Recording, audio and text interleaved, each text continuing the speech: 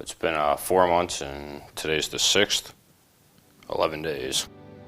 Most of us don't keep track of each day of our lives, but when you've been in prison for 10 years and you're only 26, every day out in the free world counts.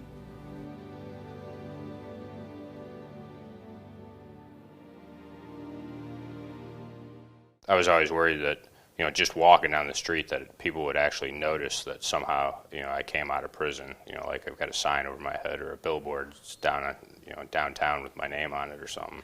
When we first met Kenneth Tyberg, he had just finished serving time for first-degree murder and armed robbery, and had found his way to St. Leonard's Ministries, a residential program for ex-offenders in Chicago's West Haven neighborhood. The remarkable thing about Kenneth was not the fact that he had spent a third of his young life in prison, but his honesty about living as a man who so badly wants a second chance. I had a problem with drugs before I got locked up, and I got locked up at a real young age when I was 16, and I needed structure. I needed assistance to learn to live like an adult. This place has a lot of programs that can help you to deal with everyday life, to be a functional part of society. That's primarily why I wanted to come here.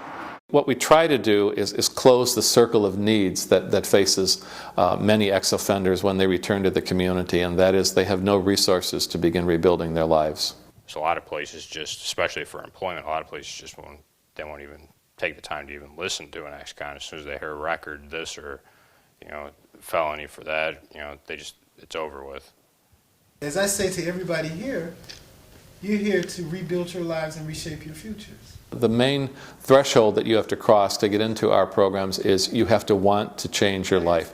You have to be at a point where you know that what you've done in the past hasn't worked and you want to try something different. St. Leonard serves almost 500 ex-offenders per year through 2 halfway houses, 1 long-term housing program, and the Barlow Center, which is their version of a city college. There, participants can take a number of job training courses, including a culinary program, which prepares students for jobs in the restaurant industry, and a building maintenance program to help students find jobs in janitorial or construction services. People often say, who's going to hire an ex-offender? Who's going to hire a formerly incarcerated person? For us, that's not the issue. For the people who come to us, the issue is more who's going to hire someone who has no skills, who has never had any experience in holding down a job. So it's a very basic question for us. How can we help a person develop the skills to get a job and develop the right behavioral approach to working so that he or she will become a valued employee? Residents can also request a job coordination and retention counselor, who helps them with everything from writing a resume to advice on keeping a job. Only 4.5 months into his stay at St. Leonard's, Kenneth has completed job preparation classes, anger management, drug rehabilitation, and is interviewed for Green Corps, a community greening program in Chicago. I've known guys that have been out 2-3 years and they still don't have it together the way I've got it together in 4.5 months, just from all the resources available here. At St. Leonard's, it's not only about finding a job. Both the staff and residents say they work to make this place a supportive, family-like environment. We want to thank you for this wonderful day of Thanksgiving. People here is tired. They tired of going back to penitentiary. They tired. They're trying to make a change in life today. That's what I like about this place. Everybody have a good, positive attitude when they talk to each other. They try to help each other. Bob says he doesn't have any grand success stories about former residents landing a job as police chief. No investment bankers, but measuring success by those standards is not really the point of his work. He knows that only 20% of St. Leonard's residents return to jail, compared to more than 50% nationwide. He knows that creating positive futures for ex-offenders make our communities safer, and stories like Kenneth's make the job all worth it. It's now been 7 months and 16 days since Kenneth left prison.